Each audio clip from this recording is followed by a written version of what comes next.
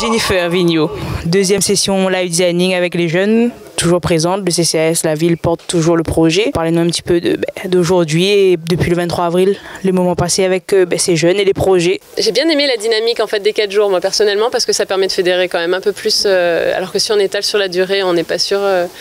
Il y a des événements de vie, tu vois, il y a des gens par exemple qui trouvent un boulot. Donc j'ai bien aimé cette dynamique plus intense, tu vois, qui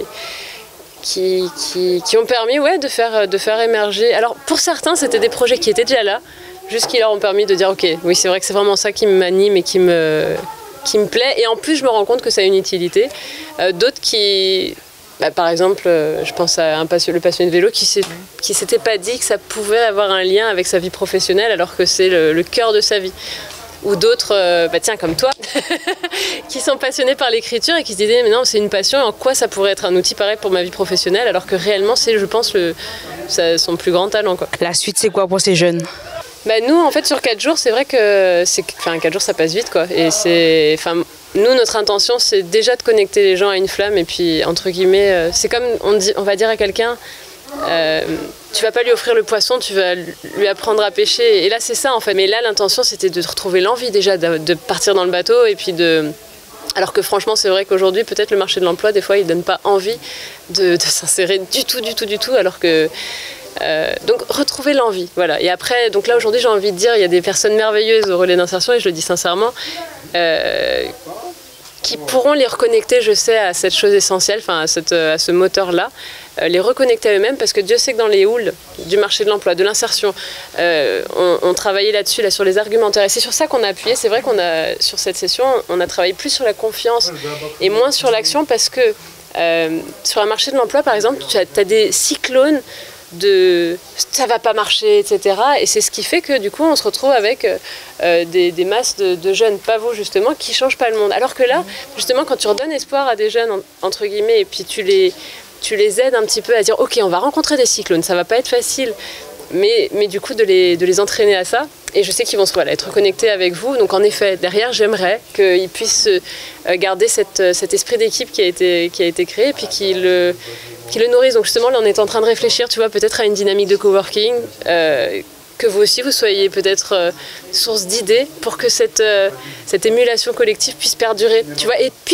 je pense qu'elle peut perdurer. Alors, grâce à vous, je pense que sans souci, et aussi de manière autonome, parce qu'ils ont des ressources inespérées. Des fois, il n'y a pas plus besoin d'accompagnement, il y a juste besoin d'un espace de confiance, d'une impulsion pour que eux fassent émerger ces idées-là dont on a besoin. Donc peut-être, ce qu'on se disait là, peut-être créer une dynamique de coworking. Madame Jouron, un petit mot par rapport au CCAS, le département, qui est financeur aussi.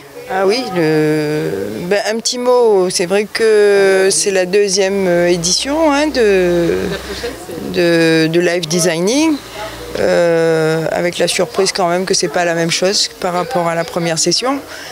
J'ai envie de dire là que même s'il y en a qui ont des projets tout faits, il y a matière en tout cas à les accompagner pour que ce projet-là reste le leur. Et je suis d'accord avec cette idée que la petite flamme qu'ils ont allumée là, il s'agit de ne pas l'éteindre, d'essayer de rester dans leur projet. Voilà. Donc ça fait un bel accompagnement pour les agents du relais de l'insertion. Ça fait une belle stimulation aussi, parce qu'il y a des projets très originaux là. Alors moi je suis complètement émerveillée par les vélos tunés. Ah ouais. Et mine de rien, il y a des projets qui relèvent là du développement durable qui ont été exprimés. Je pense à Kerry qui parlait de recyclage de vêtements, qui peut même s'associer à un moment donné avec Patricia pour créer une dynamique, puisqu'il sait dessiner et elle sait coudre.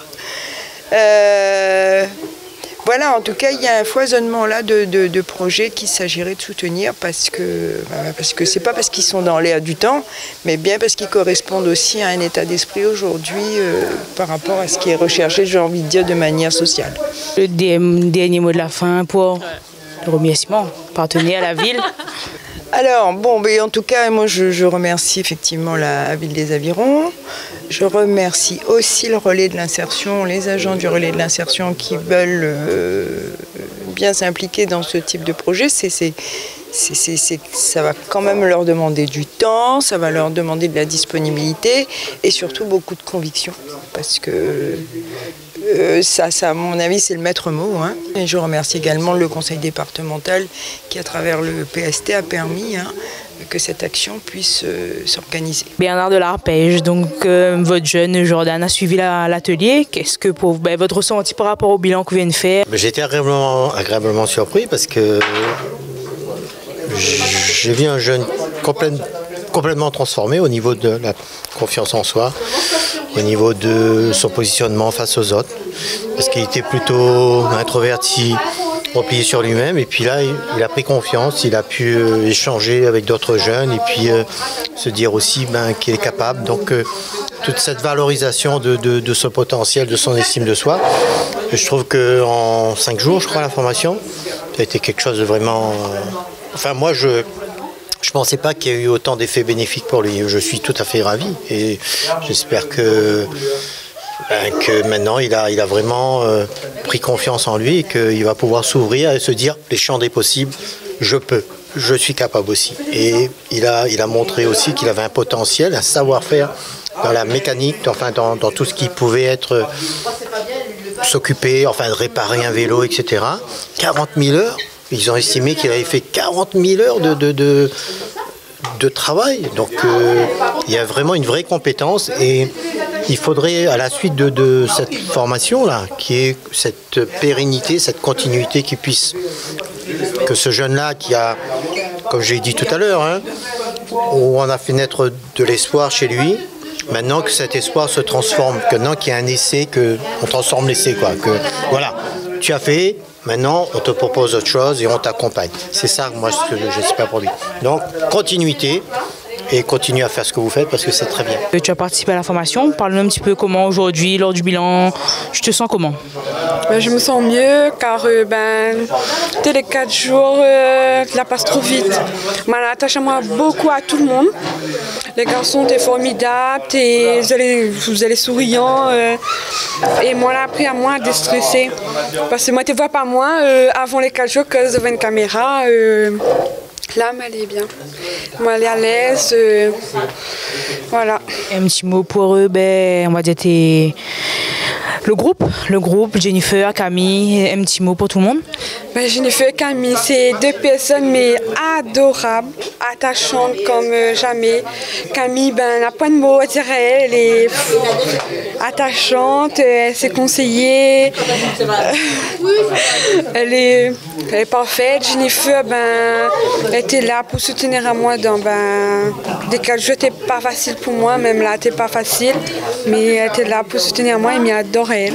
Et moi, elle est vraiment pas pressée qu'il finisse, mais bon, faudra. Hein. Et un petit mot pour le groupe, on a les liens créés. Le groupe, mais parce que quand nous va trouver tout le monde dans le chemin, nous va dire bonjour. Terry, Terry. Nous a toujours eu un lien camarade, nous va garder. Et les autres garçons, pareil, Steph et Patricia, pareil. Nous avons toujours un contact avec Bernard. On ne peut-être pas les numéros des filles, mais des garçons dans le chemin va trouver Bernard, va dire adieu, voilà. Tu as participé à l'action Live Designing depuis mardi 23 avril. Parle-nous un petit peu de ton ressenti. Qu'est-ce que ça t'a apporté en gros cette formation? Écoute, c'était super. Moi, j'ai aucun regret d'être venue. J'appréhendais un petit peu parce que je me suis dit qu'est-ce qui va m'arriver et tout, mais ça s'est très bien passé. Et puis j'ai rencontré des gens du coup plus jeunes que moi, mais ça n'a pas empêché en fait de travailler en collaboration. Et franchement, Jennifer est au top. C'est vraiment une formatrice au top. Et puis ça s'est très bien passé dans le sens où elle a su mettre des mots en fait sur mes forces. Même si je suis pas du genre à me dénigrer, mais on a toujours besoin en fait de quelqu'un qui nous rappelle que on est forte, quoi. On a des capacités et on a des valeurs. Et voilà, ça m'a fait vraiment du bien.